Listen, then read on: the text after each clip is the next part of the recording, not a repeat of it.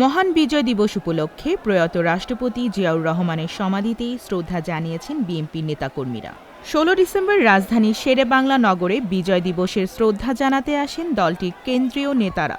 এ সময় বিএনপির স্থায়ী কমিটির সদস্য মির্জা আব্বাস সহ অঙ্গ সংগঠনের হাজার হাজার নেতাকর্মী উপস্থিত ছিলেন।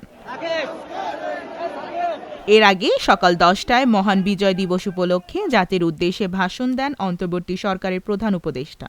২০২৫ সালের শেষের দিকে অথবা ২০২৬ সালের প্রথমার্ধে দেশের ত্রয়োদশ জাতীয় সংসদ নির্বাচন অনুষ্ঠিত হতে পারে।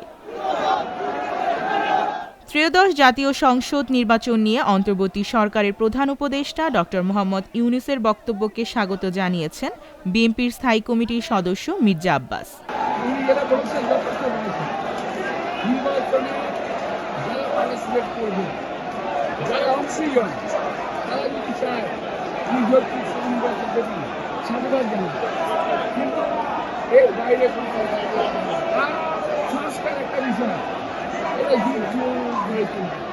নতুন কিছু হঠাৎ করে একটা প্যাকেট না একটা প্যাকেটে করে এনে সংস্কার হয়ে গেল।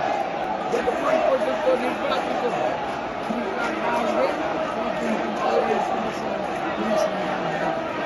তাই আমরা চাই এই সরকার রোডম্যাপ ঘোষণা করুন।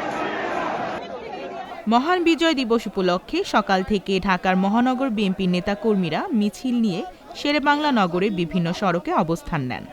বিএনপি নেতাকর্মীরা ফুল দিয়ে শ্রদ্ধা জানিয়ে জিয়ার পরিবারের সমৃদ্ধি কামনায় বিশেষ মোনাজাত করেন।